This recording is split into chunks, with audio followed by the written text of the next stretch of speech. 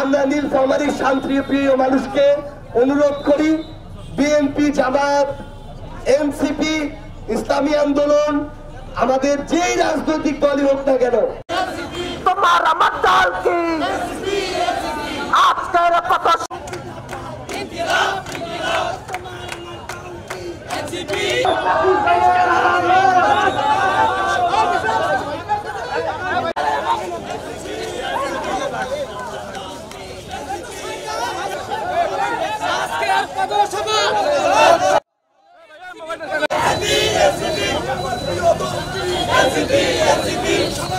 জনগণের জনপ্রতিনিধি তারা যেন শুধুমাত্র গাড়িতে চড়ে তাদের জনসভা না করে।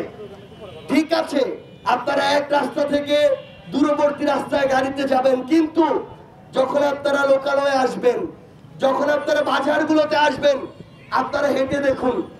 আজকে আমরা এই নীলফামারী জেলার প্রত্যেকটা উপজেলায় গিয়েছি।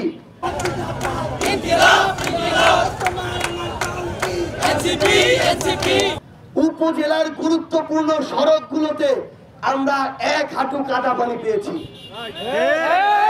তাহলে এই যে 16 বছরে আপনাদেরকে উন্নয়নের জোয়ারে ভাসিয়ে দিল, সেই উন্নয়ন কোন জোয়ারে ভেসে গেল? সেই উন্নয়ন কোথায়?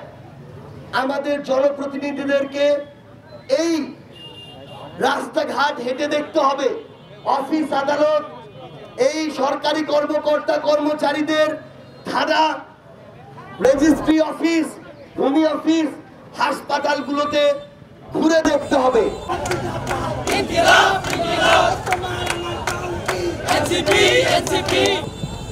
10 দিন আগে বলে কয়ে তারপরে এসে দেখলে সবকিছু ফিটফাট থাকে, এভাবে এসে লাভ নেই।